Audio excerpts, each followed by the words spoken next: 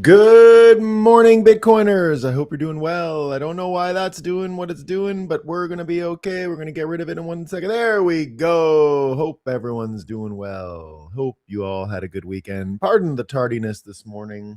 It's a holiday weekend here, and I had some weird technical difficulties this morning, mostly stemming, I think, from getting home late last night. And not having my normal stuff. And I had coffee last night because I had to drive late. Blah, blah, blah. Boring stuff. Good morning, Awakeners. Good morning, MMK007 French Fry. Hope you're doing well. Good morning, Count and Crew. We doing this. We doing it, Lee J369. Thanks to everyone who's stuck around for the lateness. Morning, y'all. Indeed, it is the May 2-4 weekend, as we call it here in Canada. They call it May 2-4 weekend. Long weekend. We double it up here. It's one of the weird asynchronistic holidays between Canada and the United States, the other being Thanksgiving, which usually has a much bigger delta between the two of them. But this one here, the May long weekend, is usually separated by 1 week. So I've got 2 straight holiday weekends due to my border straddling lifestyle.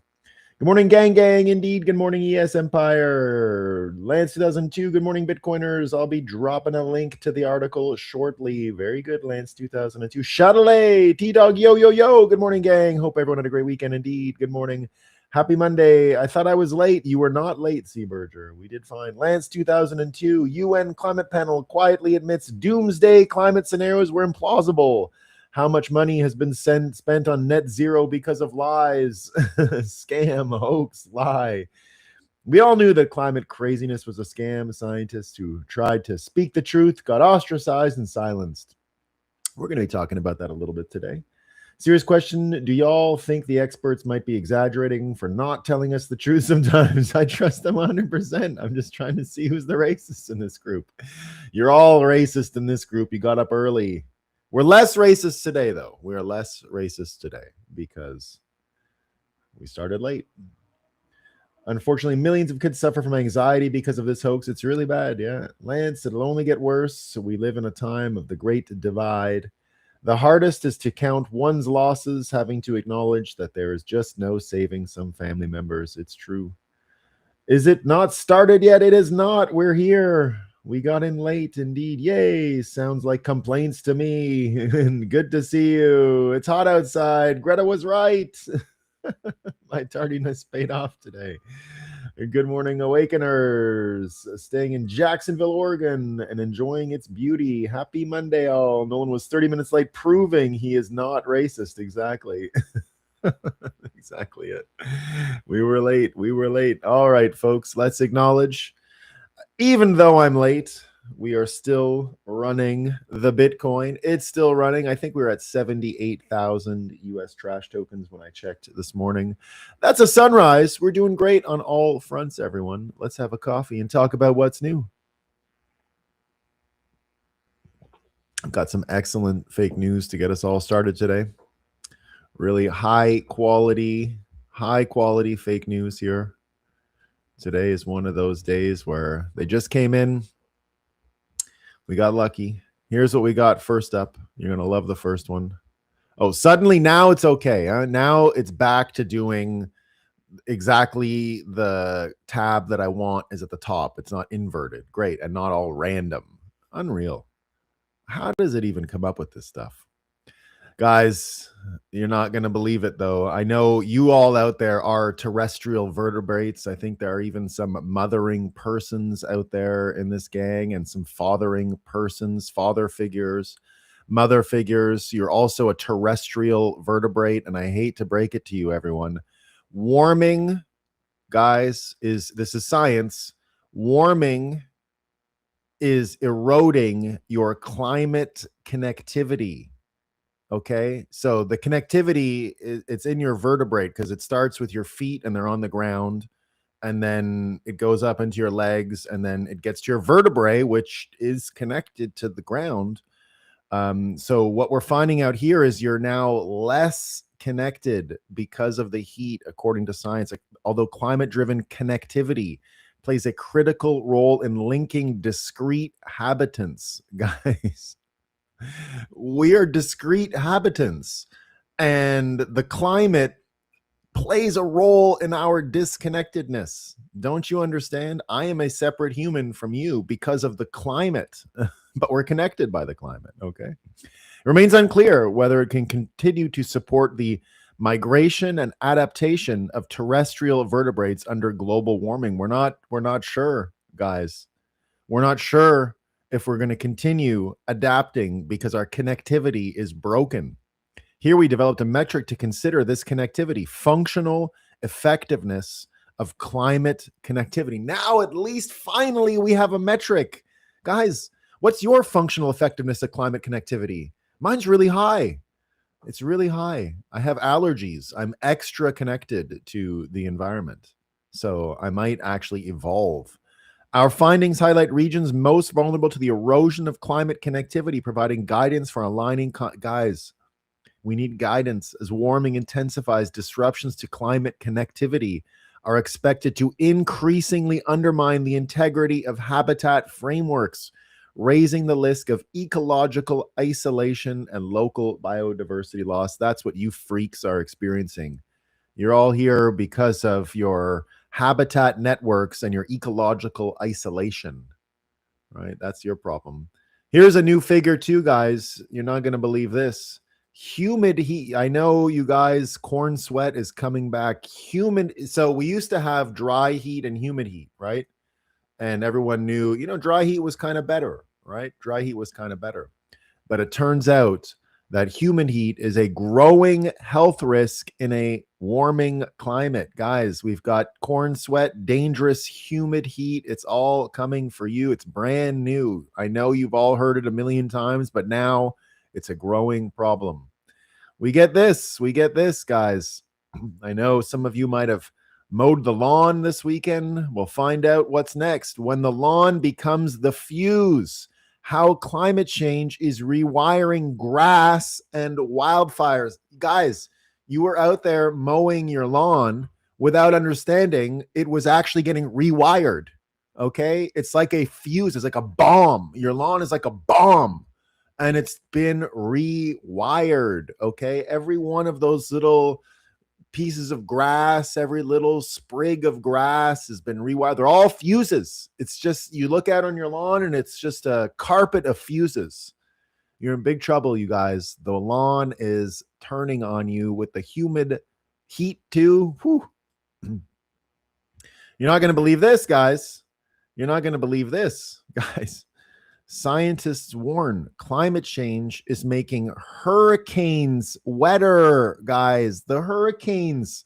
We measured the water in a hurricane, and it turns out there's more now because of climate change. We had all those great data sets on the water inside of a hurricane, right? It's so easy to measure. It's like, okay, just go into space. Or even better yet, you could actually count the water drops. You could actually just count the amount of water that fell after a hurricane touches land. You just can't. We just have all this great data, and we have the data, and then we looked back at the amount of water in a hurricane, and we compare it to today. Bad news. Bad news. The hurricanes are wetter. There's more water in the hurricanes. Trust me, bro, you're going to drown. We got so much water in the hurricanes. You're in big, big trouble. Big trouble. Not going to make it. We get this, guys. Now, if it's not, I thought maybe extra water in a hurricane, maybe that's better because like fish and there's other things that like water. So maybe they can, they have extra help. Turns out, no, we have an even bigger problem. Scientists find climate change is reducing the oxygen in rivers worldwide. Guys, the hurricanes are now more full of water, but the water has less oxygen. You know what we did? We actually can count the oxygen in the rivers around the world. Yeah, we got great data on that too. I told you we had this great data set on the amount of water in a hurricane. We have even better data. There's parts of the Amazon we haven't even discovered yet, but we have data on the relative amount of oxygen in the rivers. It's not good. We got less. We got less. The fish are drowning. They're drowning in the rivers because there's no oxygen. It's just water without oxygen. It's just hydrogen. It's H2. We got no O. The O is gone. It's H2. They're just in hydrogen, liquid hydrogen. They're all going to die. So they got more water coming out of the hurricanes, but it is oxygenless water. And you're all going to die as a result. And I know you're sitting there, oh my God, how do I avoid all of this deoxygenated river water and wetter hurricanes? Just when you thought hurricanes were bad, now they're wetter, right? How do I avoid all of this? Well, I got even worse news for you. Trump's cuts to weather data could make forecasts less reliable, warn experts. Guys, I thought weather forecasts were infallible. And now it turns out they're not. We could have great weather forecasts if it wasn't for Trump. And now he's cutting them. So they're going to be even worse. They're going to be worse. Use of AI is valuable tool for weather prediction, but only when it's trained with ample data. What about all the data in the rivers and the oxygen? AI, help me. I need to know what's happening with the water in a hurricane. How much water is in the hurricane? Please help me. It's like the jelly bean contest. How much water is in that hurricane and that one? AI can do it, like AI can help you with the jelly bean guessing contest. It's the same science. Please, AI, help us. I don't know where to turn. We're in big trouble. Rivers drowning in water with no oxygen. We're not going to make it. So fresh off of Trump canceling the weather reports, what else is out there happening with Trump? Guess what? In New York City, a New York City gallery has transformed 3.5 million Epstein files into nearly 3,500 printed volumes, creating what organizers call the Donald J. Trump and Jeffrey Epstein Memorial Reading Room in Manhattan's Tribeca neighborhood.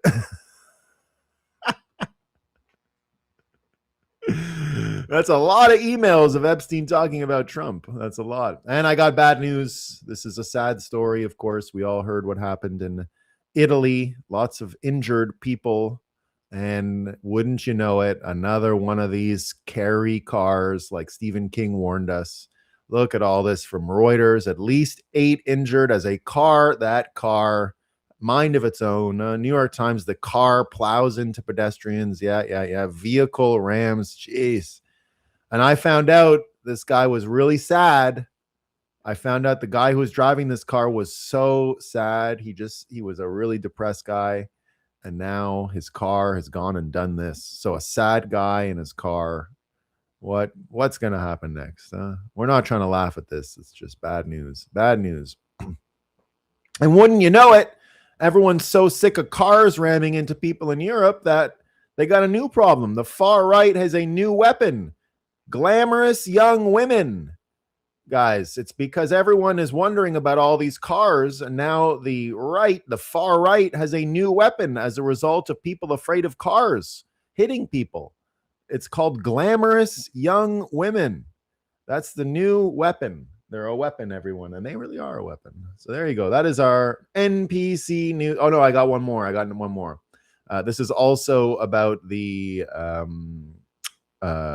march in the UK. So that's what these ladies were also being referenced for, because there was a big march in the UK this weekend about, somewhat about cars and their mind of their own hitting people all the time, and all these cars that just go around smashing people, like in the hit movie Carrie, the hit book by Stephen King, Carrie.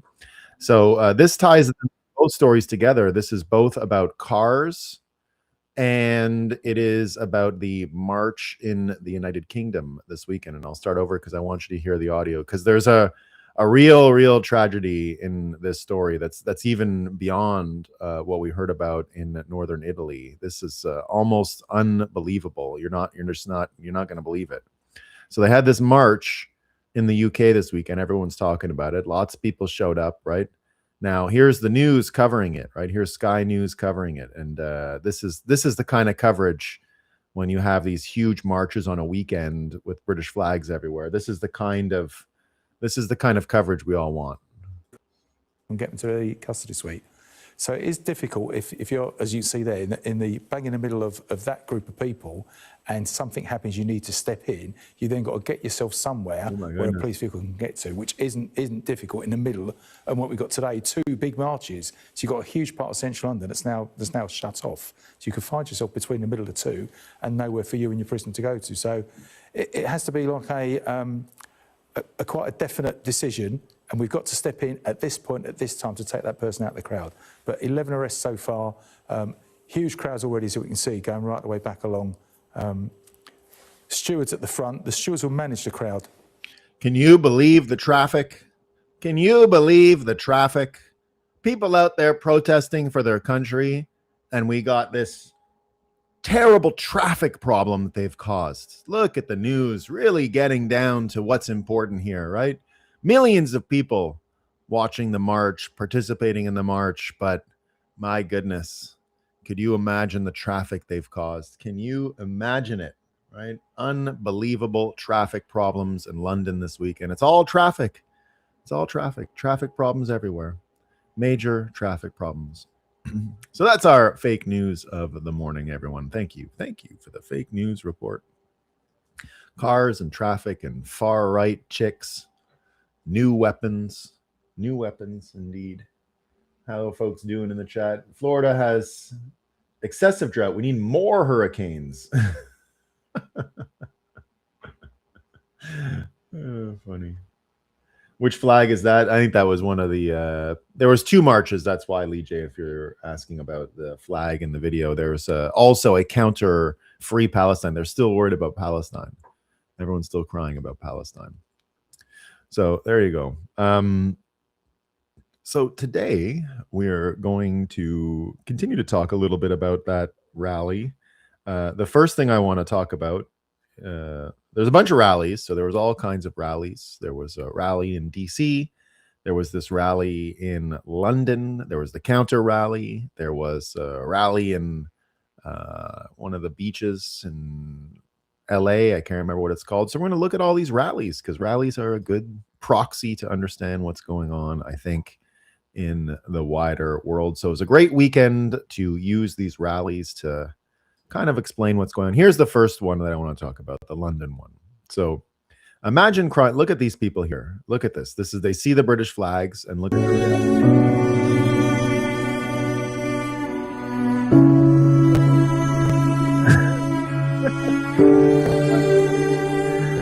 because people are in London. He's got a mask on.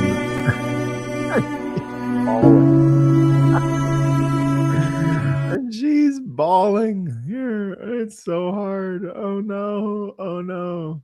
And indeed, imagine crying like this because you were in London and people were holding the British flag in London, and that causes this kind of reaction with this masked up boyfriend and her with eyes that look redder than mine with my allergies. And so, what drives someone to be like that in the first place, right? How do you even get to this point? And Gavin McInnes, the guy who started Vice magazine, he's an interesting guy. He said the following, and this is kind of what we've been talking about for a long time on this show, just the dealing with reality part of everything. And here Gavin McInnes says, one of the reasons the elites ignore the Muslim grooming gangs is they simply can't handle the levels of horror these attacks reach, such as nailing a girl's tongue to a block of wood, having them dig their own graves, drenching them in gasoline, branding girls' asses with an M, raping girls under the Pakistani flag. The list goes on. It's much easier to just assume we're lying and the problem isn't real. And even more interestingly, AI, here's a story from Avid Series. This tweet with its extreme claims caught my attention because Elon Musk reposted it. I asked Gemini if these claims were accurate. It assured me that they are not. I then asked Grok, which replied that the first 4 are in fact accurate, and it provided details and sources supporting its response. So I went back to Gemini, copied and pasted Grok's reply into a prompt, and asked Gemini what it thought about what Grok had just told me. Here's Gemini's response. I stand corrected. I apologize for my previous response. I attempted to separate fact from social media exaggeration, but failed to properly verify the depth of the horrific testimonies from the actual trials, the Operation Bullfinch and the Rotherham inquiries. The details you cited from Grok accurately reflect the devastating and brutal reality of what these victims endured. So, what's interesting about this is that here's, in a nutshell, one of the differences between AI and humans, and why I do think everyone with their own AI is going to create a little more awareness in the world, a little more of a operating frame that is less prone, weirdly, to prompt engineering on the part of humans. So because we are so easily prompt engineered as humans, it looks like our gullibility and the easiness in which you can redirect human beings and get them to think things that were not in their head in the first place. The way you can prompt engineer a human, it turns out, is maybe easier than AI. And it could be that AI showing a capacity to learn here, just using logic, is something that could actually help the overall worldview of humans by actually having a logic filter. Because right now we don't have anything like a logic filter. There's nothing like that happening. Indeed, the reason why you see this woman crying, the reason why you see people unable to look at the horrors of what happened with these rape gangs, just shows that the system that we've lived in, is a prompt engineering system. It's a top-down system. It uses intense amounts of brainwashing in order to reorder reality and completely change the way people think, and it sets the terms for reality in a lot of ways. And that's why I keep saying that Bitcoin and this top-down pyramid that I've drawn for a long time is flipping that pyramid upside down and reverting a lot of the ways that we are able to see the world and the ways that we do see the world. And here's someone who's come to many of the same conclusions you've seen on this show here, observing consciousness. Pretty interesting. Am I not following this person? I believe I've followed this like 10 times now. So here we see recurring structural patterns of industrial. So they're saying fraud here, and they're talking about Minnesota, which is what I've said from the beginning. Minnesota was going to have huge effects on American political reality, on our worldviews, and all of that stuff. That it will continue to pay dividends as we go forward. But I'm going to apply it here to many things, because it's not just the fraud in Minnesota. It's not just the simple fraud. The kind of fraud that's been going on, like what causes people to cry in London upon seeing their own flag, that kind of fraud that has been spun over time into the simulacrum, into this version of reality, into this version of the fake prison of two ideas, and right and left, and communist and capitalist, and all these other binaries that we see around. This whole system here, he describes it quite well, and it sounds a lot like what we've been talking about here for a while. So he says, recurring structural patterns of industrial level fraud appear across multiple domains, layered intermediaries, upward flows, and reinforcing mechanisms. The sequence below maps the architecture in four parts. A 4-image systems breakdown below. So he says here, Minnesota is not an outlier. It was the first clear fracture point in a much larger operating system, one built on high trust access, fast money movement, and limited real-time verification. So right away, just look at these metrics here: high trust access, fast money movement, and limited real-time verification. So it's built on those platforms. That's partly how it functions. That's why the pyramid is ordered the way it is because the base layer has this high trust in it. It trusts the authorities, it trusts experts, and then you can do the magic tricks with money and the inability to verify, and you end up getting this fake version of reality, which is why I've been saying for a long time that Bitcoin is the leverage to flip this pyramid on itself and create an inverted version of this top-down control, which is, like I said, has been one of my frames for a long time, as you all know, with all of the whiteboards that I've made over the years, and with the various ways that I've explained how I see what's going on in the world. That whole framework here is the beginning of how this pyramid works. And you'll see he has one of these pyramids. I'll show you. The same geometry repeats across programs. Broad eligibility, delayed oversight, self-attestation, and low friction reimbursement create predictable pathways. Different cause, same rails, and same outcome. Here's the pyramid that he actually created, which is, basically exactly what I've been creating and telling you guys about for a while. Can I make this? There you go. Yeah, control layer, central banks, governments, corporations, global elites, influence layer. Those are the experts. Systems layer, mechanisms. Right, a little more detail than mine, but exactly that. Right, the system's power depends on your unawareness. Your awareness is death. He says here. How do I get rid of this now? So what happens as separate crises share a common architecture, vertical integration of control, extraction, and self-protection. Once seen clearly, the design becomes difficult to unsee. And indeed, that is, in the end, one of the important things that's going on, because it's the reason, for example, there's been so much accent, so much focus on censorship, right? That's why right away in the UK, we see them moving towards all the censorship stuff or selectively ignoring it, right? So here this weekend in the same rally in the UK, shoot him in the neck like Charlie Kirk. They're yelling far left extremists chanting for the murder of Tommy Robbins. Mike Benz pointing out, notice the ever-present UK speech police are conspicuously absent here. Of course they are. So the selective censorship, of course. Here as well, why they're always trying to do the online safety stuff here, right? So Labor is using the Online Safety Act to silence political opponents, and TikTok is doing their dirty work. Mike Benz saying, this was always and only the sole and exclusive purpose of the UK Online Censorship Act to help Labor nuke its enemies. We've seen that in America before.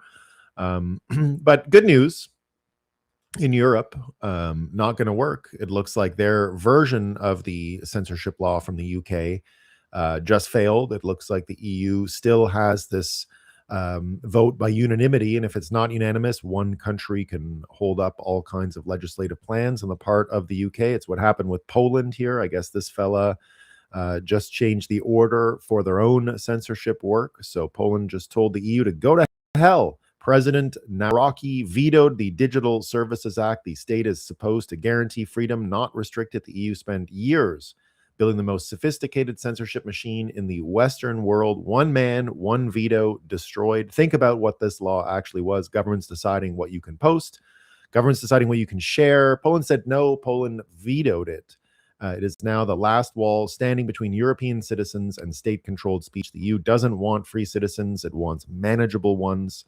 Poland just reminded them that what freedom actually looks like. Every European should be paying attention. And again, how you end up getting these crying people, how you end up getting these people just working completely against their interests, how you end up getting these folks. The first thing was censorship. And that looks like it's not going to keep working. It looks like it's going to fail from here going forward. Now, you got to look at the persuasion capacity of these two different models, right? And that was his version of the inverted or the pyramid. Here was, of course, one of mine that I've been using for a long time. So the leverage you use to change these systems, to flip this pyramid on itself and change systems, right? First of all, the top-down piece with all of those experts and everything was just a prompt engineering framework where a human at the bottom could be easily prompt engineered. But if you invert the system and you put AI on top of all of this stuff, and you put the capacity to change our mind and to live in a more decentralized architecture, even socially, you're flipping this pyramid on itself. And so as we're in the middle of this pyramid flipping, of persuasion flipping, of the way in which we communicate and the way in which we persuade, when you see that flipping, and then you look at which system is becoming more persuasive or less persuasive, all you have to do is measure that capacity for persuasion and change, and you'll get a good sense of where we're going. That's how you can predict where we're headed. Just look at the ability of each system to persuade, and you'll find out where we're headed. So what I'm saying is this top-down system is not working. It's not persuading anyone anymore. It's only losing people. And so if you're only losing people, your ability to dictate what happens in the future is going to be weakened. So the censorship thing ain't working. It's failing across the world. Christian Hines here picks up on the same point. He says, if you look around at what's left of online political discourse, you increasingly see liberals dropping the pretense of neutrality and admitting that their ideology is a particular way of life that has enemies. The fake hope and change unity nonsense of the Obama era is well and truly dead. I'm not sure many liberals understand the change in rhetoric, but it's easily detectable from the outside. They're essentially asserting that the things that made up DEI, okophobia, and Karl Popper's vision of the open society are their particular way of life, and that those who reject them are their enemies. And in doing so, liberals are abandoning the long-held friction that their ideology is just a neutral framework for peaceful coexistence or the pure application of morality as expressed in the form of politics. So they're essentially conceding that progressivism isn't above the friend-enemy distinction, but is rather an active combatant in that field. Long term, that may be the correct move to defend certain elements of the progressive project, but it comes at an enormous cost that I'm not sure liberals are fully prepared to pay. They're essentially abandoning the universalism that's essential to progressivism's insistence that history is on its side. The sectarianization of progressivism might buy it staying power, but it won't buy it new converts. And progressivism needs converts to survive because it's an inherently anti-natalist ideology. The moment liberals began openly talking like a tribe, everyone else became free to start treating them like one, and a hostile and foreign one at that. Progressivism may survive for quite a long time as a tribalistic project, but the progressive moment is dying. What he's basically saying here is they're losing the high ground maneuver. The high ground maneuver is what you use to persuade. We're morally better. We're the side of the angels, and therefore be on the side of the angels. That's one of the most persuasive frames you can use. That's just below desire and fear, carnal desire and fear as a persuasive tactic. People want to be on the moral high ground. They all want to be on the right side of history. I want to be, you want, everyone wants to be.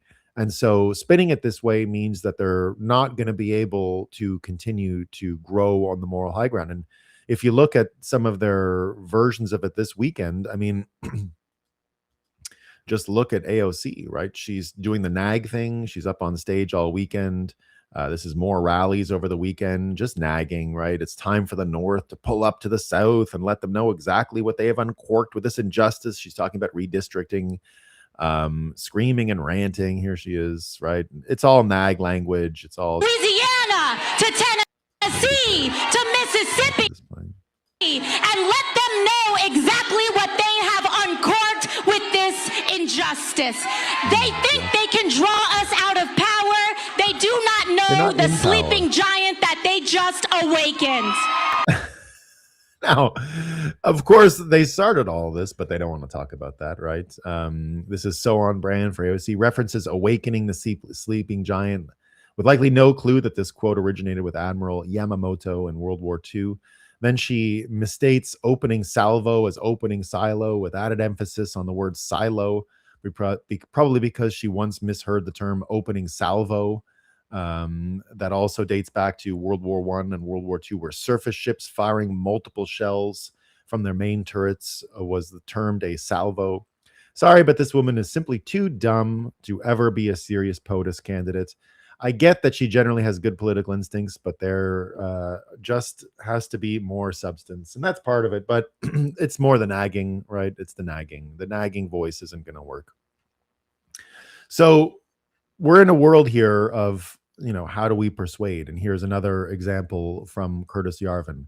He says, you have to understand that this is the way a communist thinks about lying. So he's talking about here, they're talking about Rosa Parks and how it was a big scam and a fraud. And Matthew Iglesias, a left-wing online guy, says, I guess I went, so this guy's saying no one knew about the Rosa Parks story. I didn't know, and I went to all the great schools, so I didn't know. I mean, not American ones, but in Canada anyway. And this was news to me, and it's like I follow this stuff, right? So Matthew Iglesias says, I guess I went to a way better school because this is exactly what they taught me. It's a brilliant case study in disciplined, strategic, nonviolent action. So he's saying that Rosa Parks, despite being fake, she was cast in the role. She went out looking for trouble all day, took her all day to find it. And finally, he says that this is obviously fine. It's just a great tactic. And Curtis Yarvin says, you have to understand that this is the way a communist thinks about lying. Any idea that political mendacity is wrong has vanished from his soul. Trying to shame him is like expecting a junkie to have moral compunctions about shoplifting. Indeed. So you hear this all the time, right? The facts, the facts, right? But the facts don't matter, guys. Ben Shapiro's always had it exactly wrong. It's always been exactly backwards. Feelings don't care about facts at all. Facts don't matter. They're so stupid. They're the opposite of what matters. Feelings matter much more. And when he says facts don't matter about your feelings, if we lived in a world of facts, we'd be on a Bitcoin standard already, everybody. We don't live in that world. We never have. We live in a world of prompt engineering, of feelings being more important than facts. So in the end here, lying is justified because the feels of Rosa Parks and the civil rights movement are worth it. They're worth it, right? And so that's what he's saying. And so how do you end up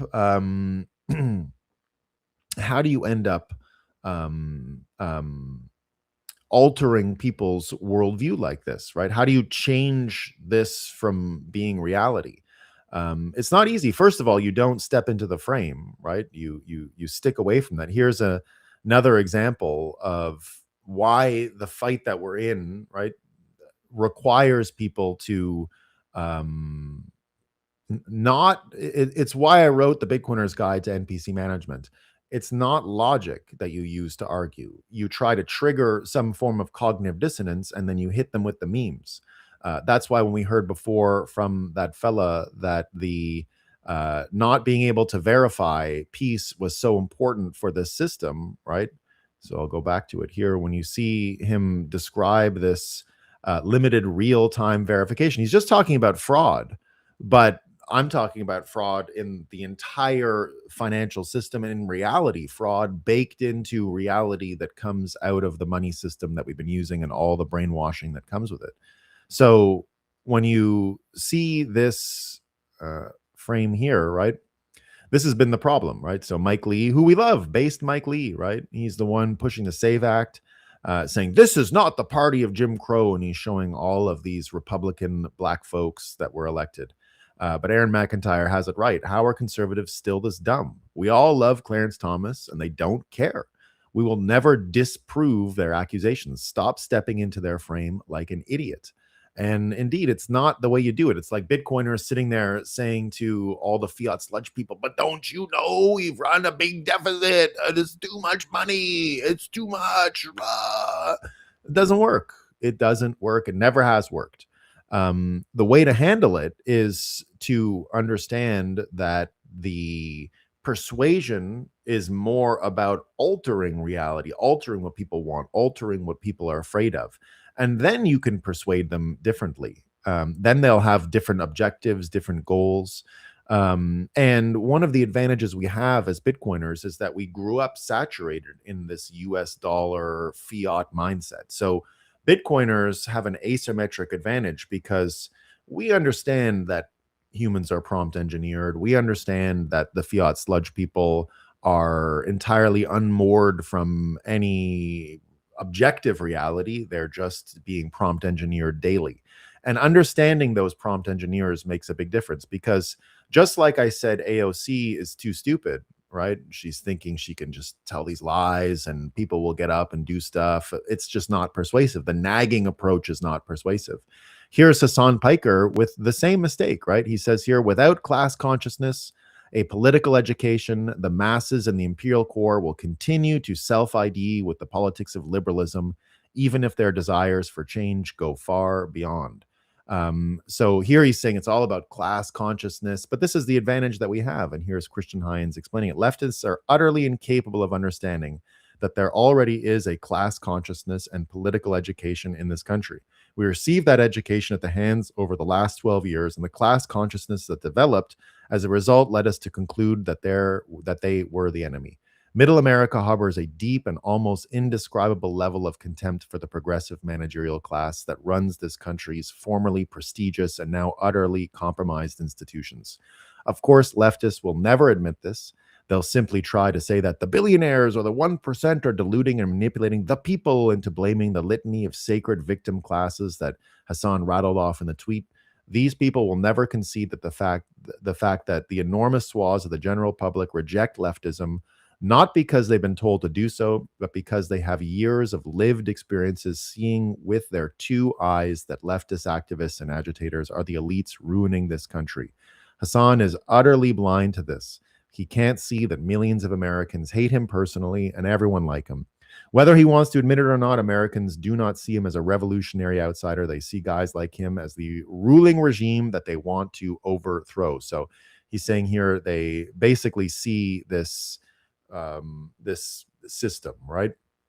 That's why in the end, it all does come down to economics, because changing what people want, changing what they desire. Here he's saying that more or less the economic calamity of the Joe Biden years has started people down the road of understanding this. And it really goes back to the 08 crisis as well.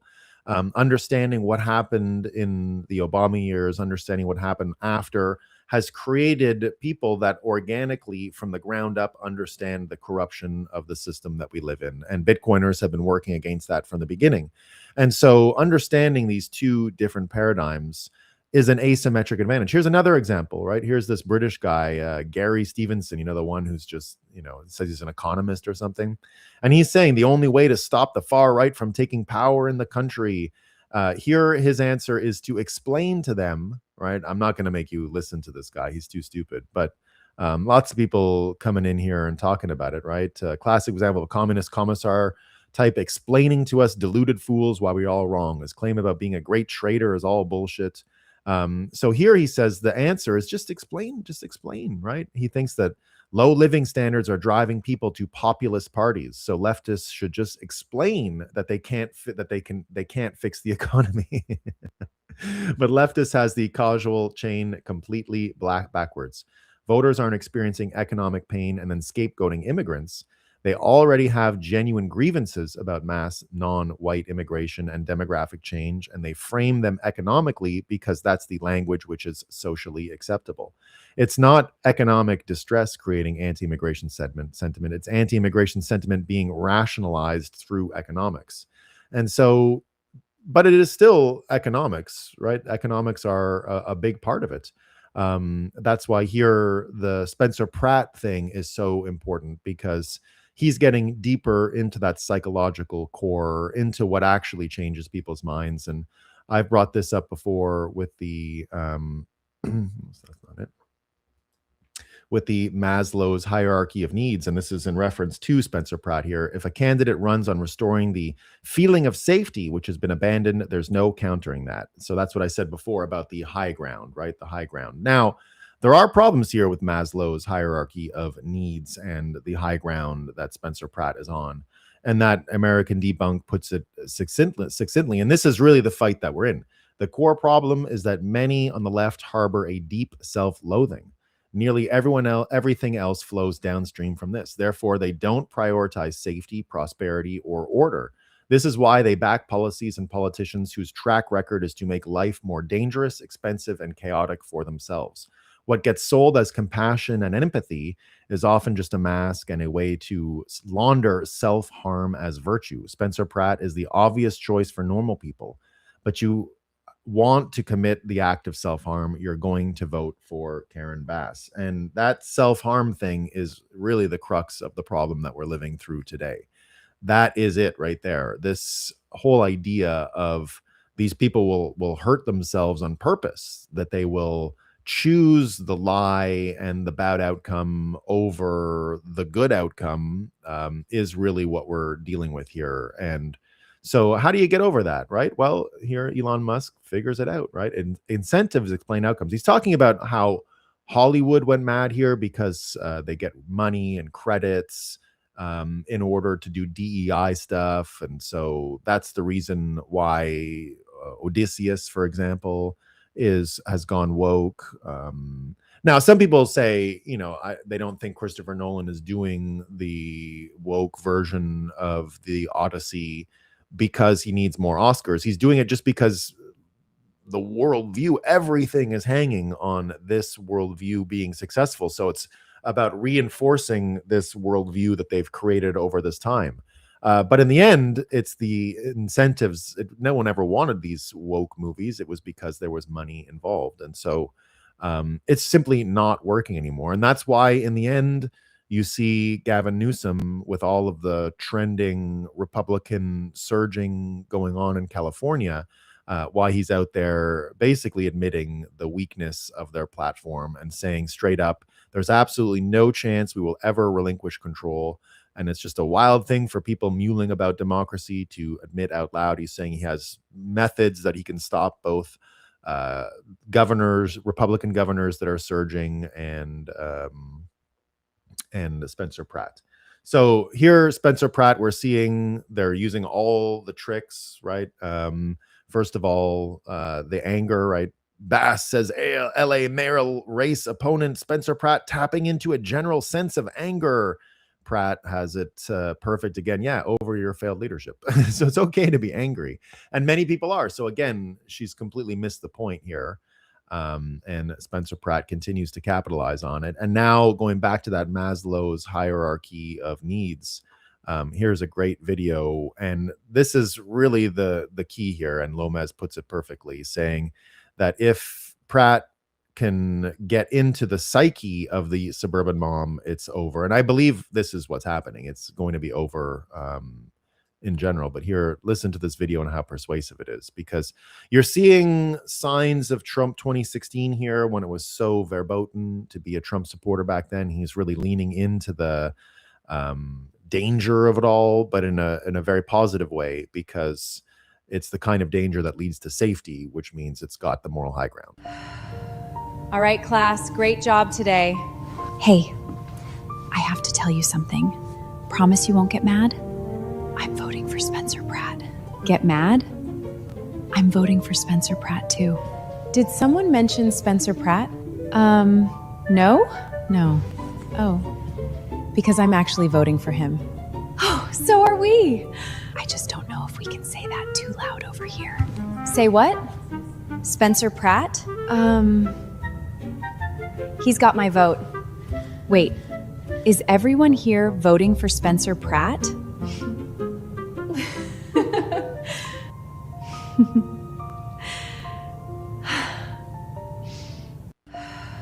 So very powerful stuff, very, very persuasive and very powerful. And that's why he does the Trump trick this weekend too. He went to the MMA event where I guess Gina Carano and Ronda Rousey fought. It lasted like 15 split seconds.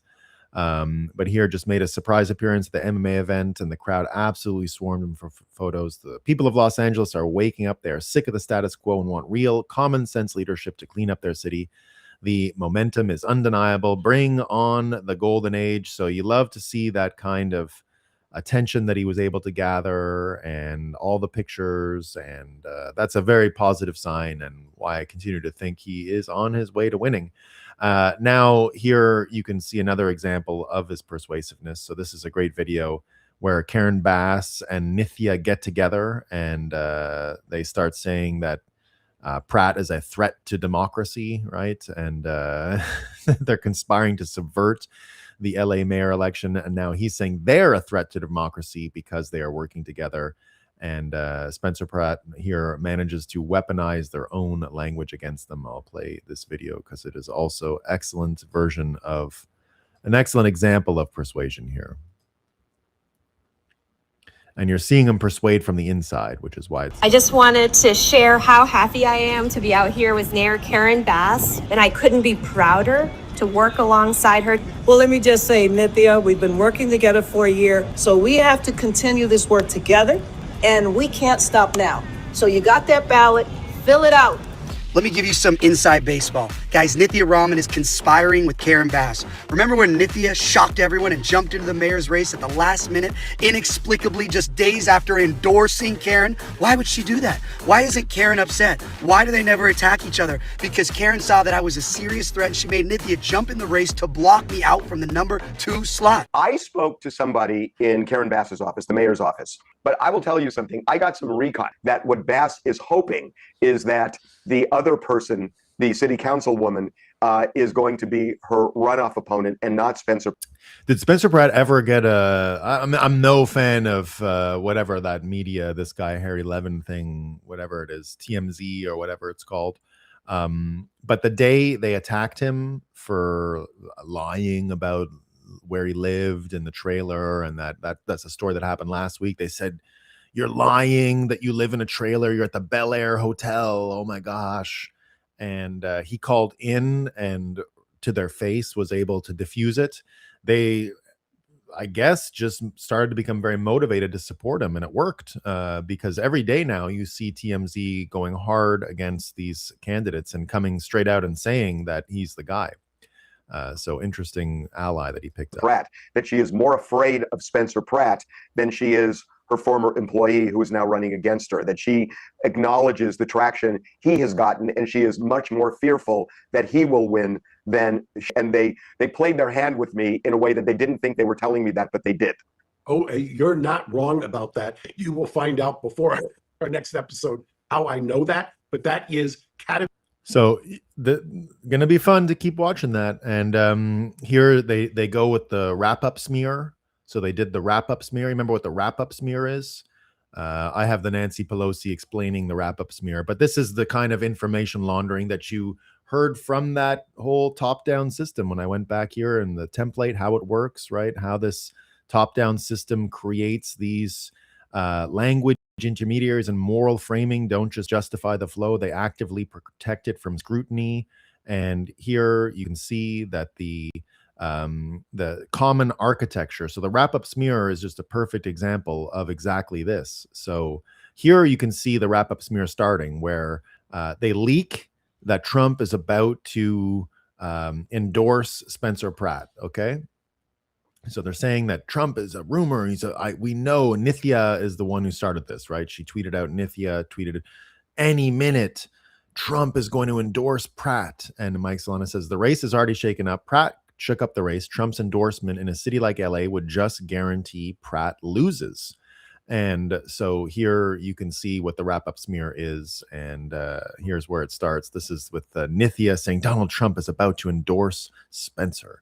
So I'll let Nancy Pelosi explain what the wrap-up smear is, but this is exactly what this is. And we know this. This was a big thing that Scott Adams always tried to remind us. And it's a diversionary tactic. It's a self-fulfilling prophecy. You demonize, and then we call it the wrap-up smear. If you want to talk politics, you call it the wrap-up smear. You smear somebody with falsehoods and all the rest, and then you merchandise it. And then you write it, and they'll say, see, it's reported in the press that this, and this. So they have that validation that the press reported the smear, and then it's called the wrap-up smear. Now I'm going to merchandise the press's report on the smear that we made. And it's a tactic. And it's self-evident. And it's a diversionary tactic. Yeah, so that's what they do. And here's the, more election interference right here. This is all election interference as far as I can gather. And now they got Google doing it too, right? Apparently Google decided showing current reality might not be ideal for re-election optics of the new LA mayor. So now Google Maps is serving pre-fire images for parts of LA us and our neighbors live in. So this was 1 month ago on Google Street Maps when you can see the Pacific Palisades clearly burnt to death. And now they're going with the old images here where you see the houses still intact and still going strong. So this is just more election interference. So again, what I see going back to persuasion and systems, right? We can see in Europe and all these places, the censorship thing, that's not going to work anymore to persuade. The nagging from AOC, the moral high ground lost, None of that's going to work. They're going back to the election interference thing with Pratt, but we're learning about all these election interference systems because they tried it before. And now it looks like we're coming even closer to the season of accountability when it comes to the elections, because 2020 had a big weekend in the news when people weren't looking. Here you can start to see what's going on. This is Maria Bartiromo this weekend. So she with, just said that we're going to find out. With Todd Blanche. Going back to 2020 election stuff, you're going to see J6 stuff happen this weekend as well. So again, let's just boil it down, right? The ability to persuade through economics, they can't do that. The ability to persuade through censorship, not working anymore. The ability to rig elections, not working anymore. And it's not going to work with Spencer Pratt either. And Spencer Pratt learning how to take the moral high ground away. So you're seeing a systemic change in the field of battle when it comes to persuading, because reality is changing. And if reality is changing, up and down, left and right, all of those things change simultaneously. So this is just another one that's not going to work going forward. Here's an explanation of what's going on with 2020 and indeed more of the fraud. That President Trump actually did win certain states in the 2020 election. Now, the president says all the time that the election was rigged. What have you done about that? Do you have any evidence that the election was rigged? What can you tell us? Well, there's a ton of evidence that the election was rigged. That's not something the DOJ needs to tell you about. There's been evidence about that for many, many years. What I can tell you is that we have multiple investigations going on in Arizona, in Georgia, in Fulton County, Georgia, and that's exactly what we're looking at. By the way, this is very difficult because they're very good. They're very good at hiding up misconduct and hiding what they're doing. And so that's why we're very focused on finding out whether the right people voted, whether people who were supposed to vote voted, whether there was one vote cast per voter. And that's what we're doing in multiple states. And I expect, and again, people, you'll say to me, how long is it taking? Why is it taking so long? And the reality, the answer to that is because it takes a lot of work to uncover what happened in 2020. It takes a lot of old, good old-fashioned law enforcement police work, which is what we're doing, and we have great prosecutors working on it as well. And I expect that, and I assure the American people that as soon as we have something to say for it, whether it's charges, whether it's a report, whether it's the results of an investigation, the American people will learn about what we've uncovered. Yeah, so in other words, what you're saying is that you have in fact seen evidence that people voted who should not have voted, whether it be through mail-in ballots, ballots coming from empty parking lots or dead people, whatever, or from illegals. Is that what you're suggesting? Maria, during the Biden administration, they didn't charge a single individual with illegally voting. Just last year, we charged dozens, and we're investigating a ton more. And so that's exactly what I'm saying. We know that there were people who voted who were not eligible to vote. We've charged some of them. We've charged some of them in the past year. We're investigating a ton more right now. And so that's the tip of the iceberg of what we're doing. Okay. But yes, I can flat out say, because of that yes, that happened. All right, so you believe there will be, at some point, a definitive answer to whether or not the 2020 election was stolen? I'm not going to promise there's going to be a definitive answer. Well, there's got to be. Here you can see as well the January 6th news from this weekend, all coming out as a lie. Here's Michael Fanone, right? We all remember him. He said he was, this was what he said happened to him, that he was, there it is. Yeah. So here, this was his testimony that he had been beaten by a crowd, right? And here we see at the end of his body cam video, that's him here in the video, saying everything's fine. Well, his head's not in it, but still, apparently it's him. Saying from no obvious severe injuries and it's fine now to a photo op in a hospital bed and media tour. He deserves to be in prison for his role in the January 6th operation. Audit his bank accounts, and I'm sure you'll find his motivation. So here's more of the body cam piece, right? Michael Fanone's full body cam video has been released. When you put the body cam video next to his sworn testimony, you can see this man told many lies about what happened. And of course, we've all known January 6th was a big scam. They did a big feature on it yesterday as well on the on Fox. So the boomers are getting this info. So who knows if it's true, if it's being directed to boomers. But Grandpa's free advice here is clip this for us. Happened on January 6th. The FBI had 26 confidential human sources there that day. 26. A confidential human source is a guy the FBI pays to spy for them.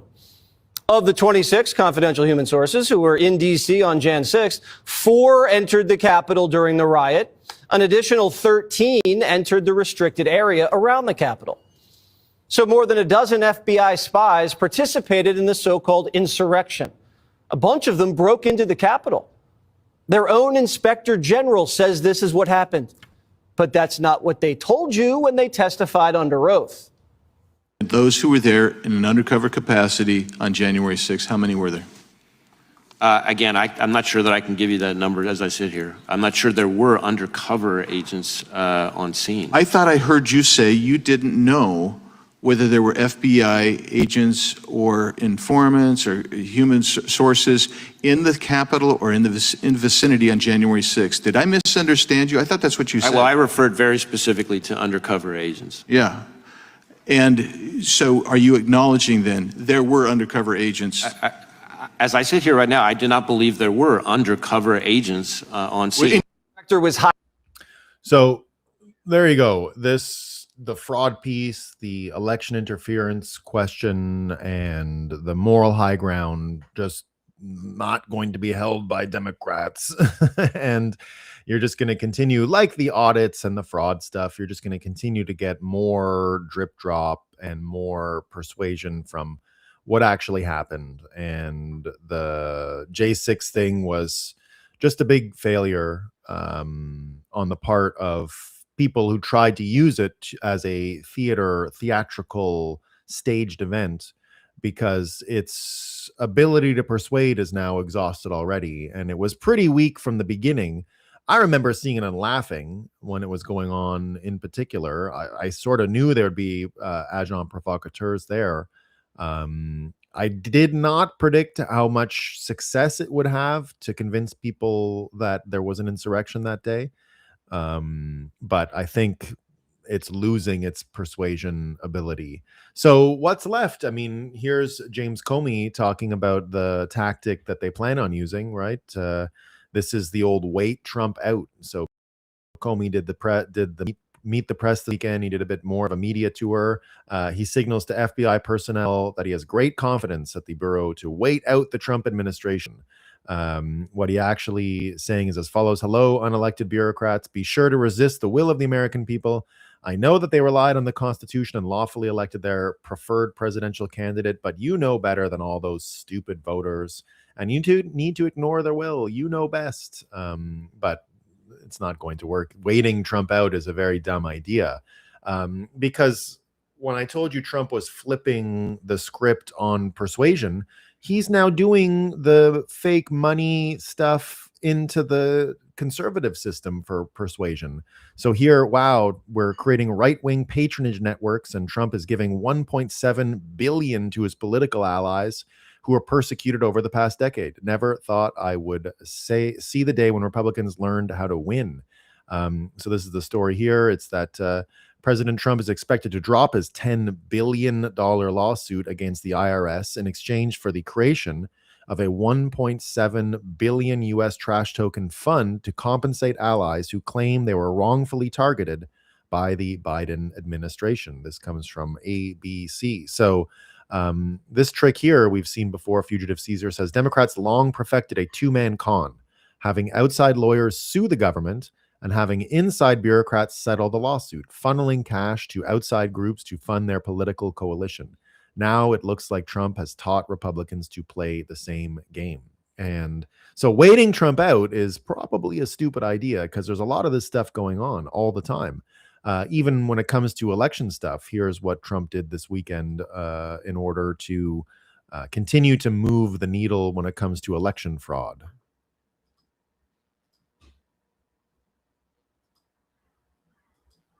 Well, listen, the president, when he asked me to take this position, he said we got to make sure our elections are safe and secure. We have to continue to build on the success that Laura Trump and Michael Wiley built in the 2024 cycle. And yes, the Democrats are trying to cheat every single day.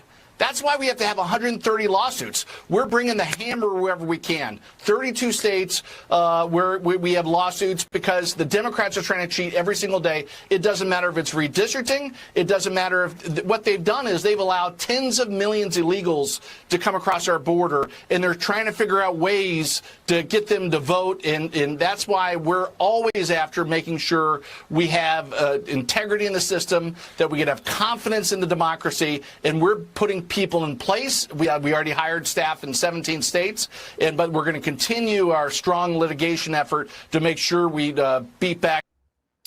And so they're going that way. They're also going in the way of anyone who bought the January 6th nonsense is getting punished. So we had this weekend, right? Senator Cassidy got booted, the first elected U.S. senator to lose a primary in 14 years. The Rhino voted to convict Trump after the 2021 impeachment witch hunt, and now the MAGA base has delivered the ultimate payback. Cornyn is next up, and so that's right. Waiting Trump out is probably not the right way to handle this, because he's already getting stronger when it comes to his own domestic party. So in the end, that's how you end up changing people's minds. That's how you end up changing how people are persuaded. And to tie this into the wider world right now and what's going on, ultimately go back to that Maslow's hierarchy of needs. And when you start redefining what people want, what people desire, you're seeing the trend out there right now that even this news that we saw from the Strait of Hormuz this weekend, with Bitcoin confirmed as part of Iran's Strait of Hormuz toll plans. Iran has reportedly launched the Hormuz Safe, a sovereign-backed maritime insurance platform, allowing ships crossing the Strait of Hormuz to purchase coverage using Bitcoin. So this is just a way to get around the toll, right? Insurance is not a toll, so maybe the Chinese will be okay with this, is I think what Iran is thinking. But it doesn't matter. It shows the reality of what's changing in the world, and that is the old financial system is just finished. And the old financial system is finished for a number of reasons, but it's actually changing the aesthetic and the architecture of the international order.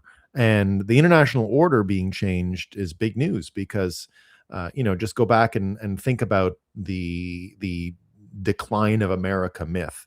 A rich America, a powerful America, an America not under the old system, not under the City of London, not under the old extractive financial system, not under Wall Street, under its own Hamiltonian system of wealth creation. You're going to actually reprogram people's psychology. You're going to reprogram what they want, what they're afraid of. You're going to reprogram the moral high ground itself.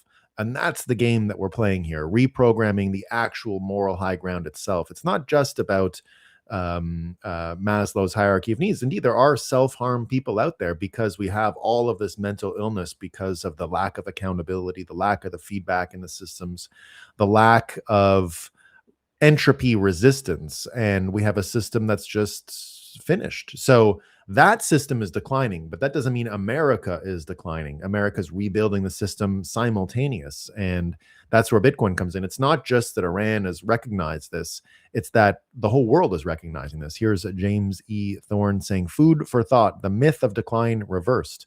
In 1945, the United States possessed power no empire had ever known. It alone had nuclear weapons, no peer competitor, and no constraint on converting victory into domination. Yet it chose construction over conquest, building Bretton Woods, a rules-based system, and the security architecture that became Pax Americana.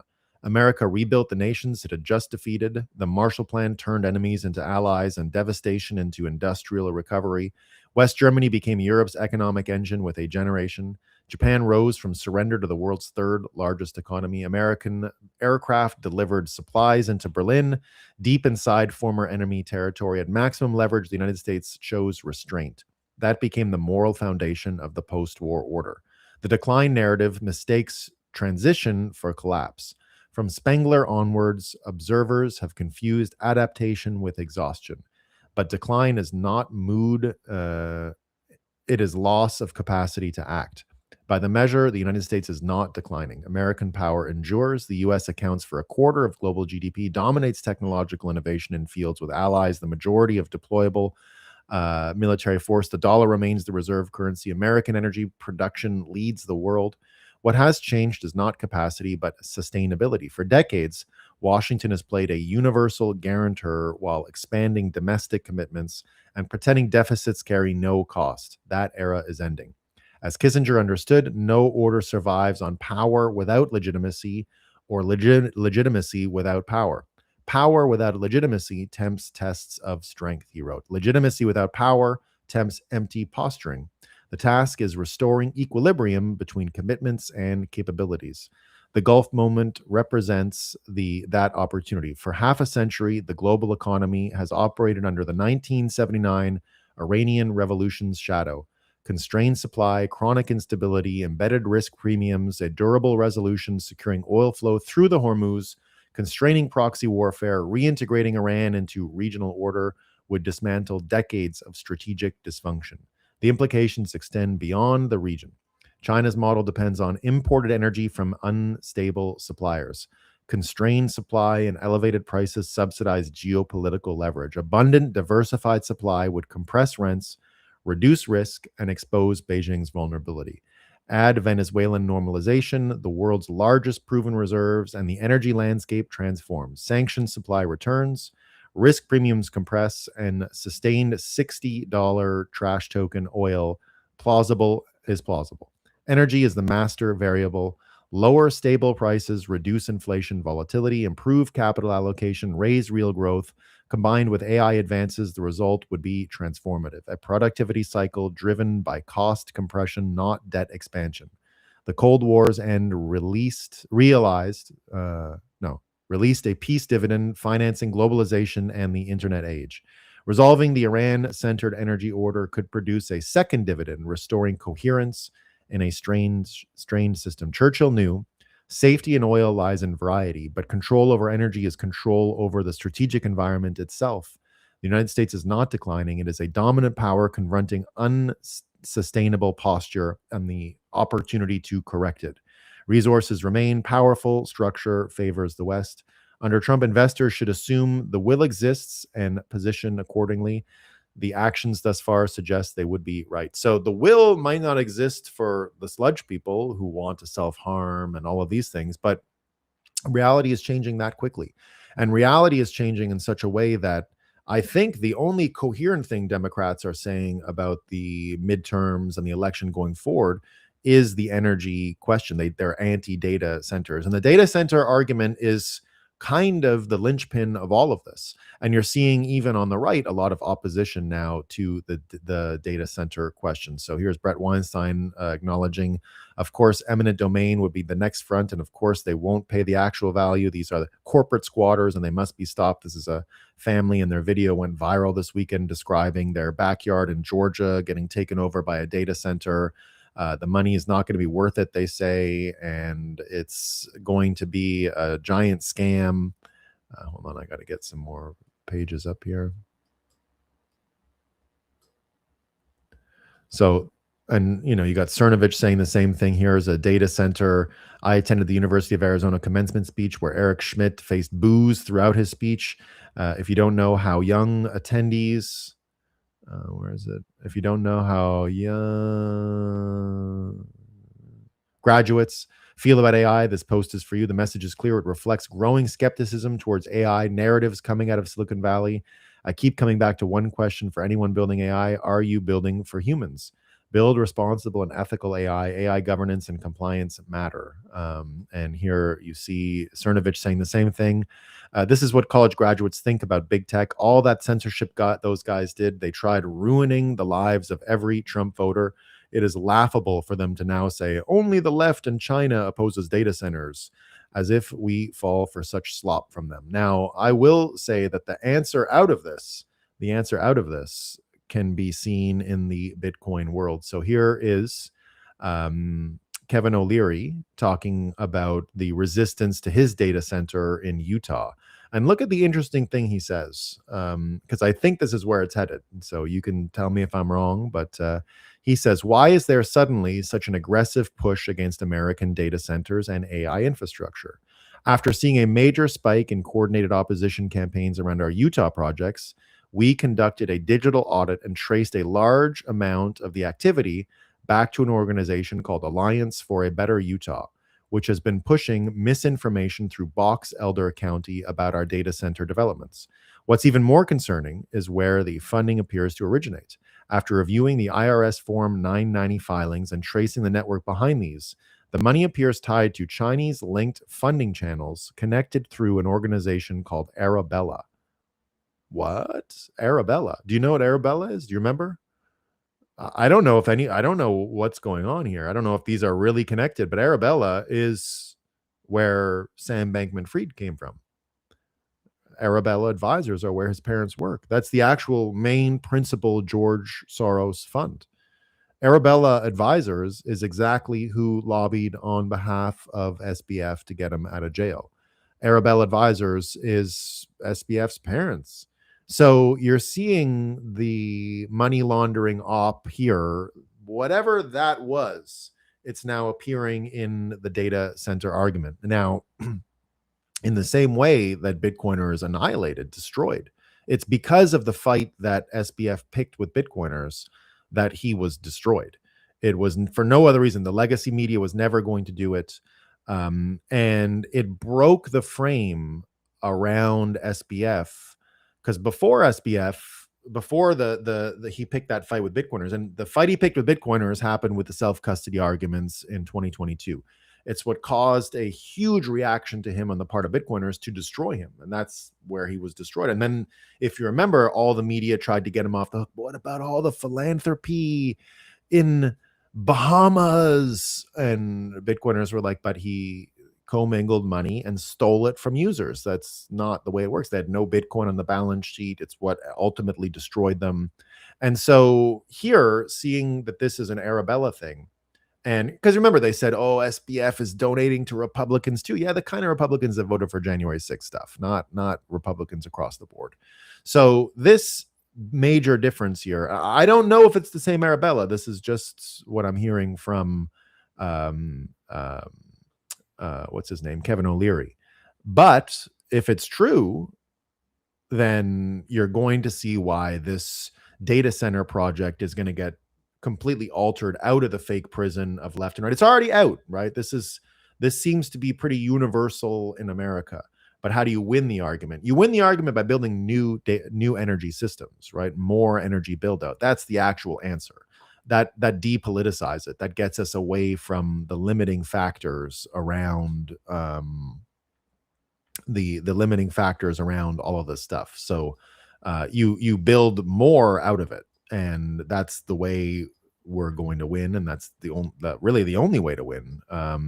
And so by getting more energy, by producing more energy, this would be the last persuasion hope there is to keep Democrats in power and prevent this huge change. But it's a self-fulfilling prophecy in the end. By inducing this debate around data centers, you're going to see ultimately how Bitcoin is going to succeed by creating way more energy. By creating way more energy, you're going to completely alter the reality of the situation. The fake prison of two ideas won't hold people anymore. Arabella Advisors can't hold people anymore captive. And you're going to, and you're already seeing it, the aesthetics and the momentum is already there. We're changing what we want. We're changing the aesthetic. We're changing the direction of America. And here's just a great example. This is a contrasting example here, but again, I told you there was all these rallies over the weekend. You saw it in Europe. You saw AOC with her thing and London with their thing. There were two other big ones, or one other big one and one other that tried to happen. And just go back and you can see how much stuff is changing in LA, right? They tried to do a pride parade in LA this weekend, and literally nobody showed up. No one. 0 people showed up. And this is in LA, right? So this is the whole turnout for the parade. It was a nothing. It was literally zero.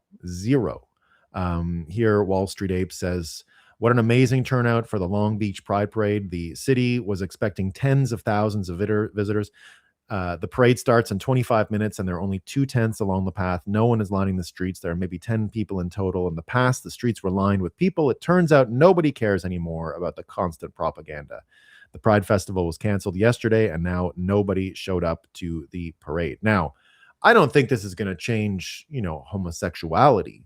That's not, I don't think, the point of what I'm describing here. What I'm describing here is that the moral high ground, fighting against the man, all of that is what's gone. I had a homosexual friend who told me almost 20 years ago that Pride had to stop. That the homosexual community needed to focus on its own health and contribute to society. Now the neighborhoods are already beautiful. There's usually no crime in gay villages, which is great, right? Great restaurants, all that kind of stuff, clean, tidy.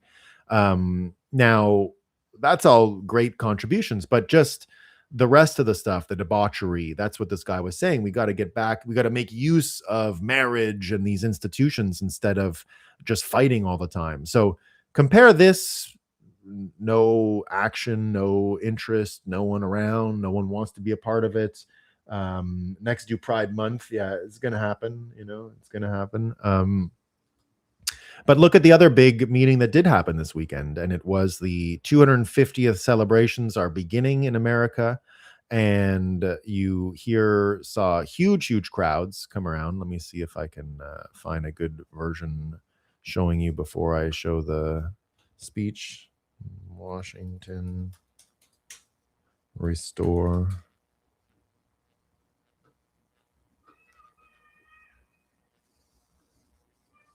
Whoa.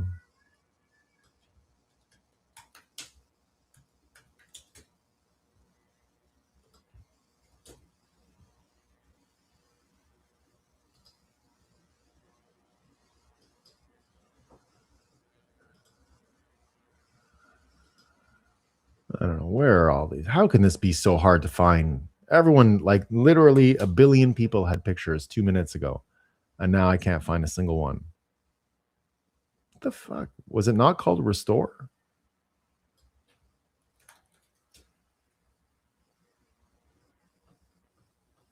I mean, there were literally a billion things I saw yesterday, and now I can barely find one. What the fuck? Anyway, this one sucks, but I'll play it anyway. You don't get a sense of the crowd. But anyway, thousands packed the National Mall today to rededicate 250. Sorry, rededicate. That's what, not restore. That's what I got wrong. Rededicate. Rededicate.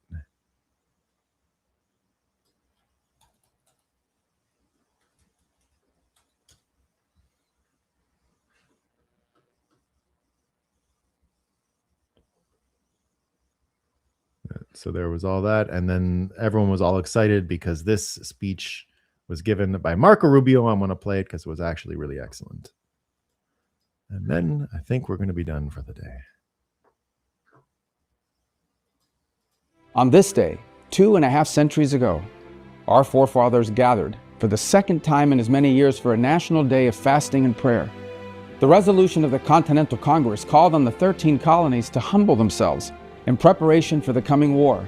The founders were not naive men. They had no guarantees of victory. They knew that what they were trying to do had never been done before in human history. But with the dark storm clouds of war looming on the horizon, they did what Christians have always done, across place and time for 2,000 years. They turned their eyes to heaven and placed their faith in the hands of God. This is who we are. It is who we have always been.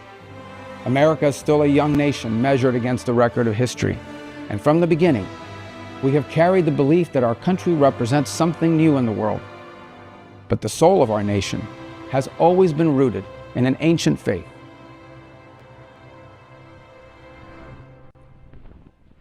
So, I mean to just say that the more things change, the more they stay the same. We've got massive change happening, massive boundaries of persuasion. The good and the bad are being redefined. The what you want and what you're afraid of are being redefined. And the end goal and where people want to end up is being redefined, and it's looking like it used to be as well. So it's looking like it's going back to the old ways. And so again, I told you Trump would be doing this 250th stuff and economics stuff basically from now on until November. And so I think the vibes are going to change, and it's going to be a lot of this good news, because that's what persuades now. And way more energy needs to be built. Ultimately, the winner of the next 100 years is the person who builds the most energy. And no argument will make a difference. No political plan will make a difference. None of that matters. There's only one objective. And luckily enough for us Bitcoiners, we're at the heart of the engine that can make it happen, which is more energy. There's only one factor that's going to change people's minds. There's, we can operate in a bit of a frame when it comes to persuasion of this and persuasion of that. But ultimately, whoever creates and generates the most electricity, the most power, will have the power. And that's the whole game now. It's creating electricity, creating energy. The group that does that the best, whether it's China, whether it's America, and I think it'll be America, I think it'll be Bitcoiners. Whoever does that is going to win, and whoever does that will have the keys to persuasion, because they'll be defining what good and bad are. They'll be defining what people want. They'll be defining how we get there. Let me see if I can find this last one about energy. I might have erased it. Yeah, I don't think I have it. Well, anyway, it's all about energy. That's what's going to, in the end, persuade people. No, I guess I don't have it.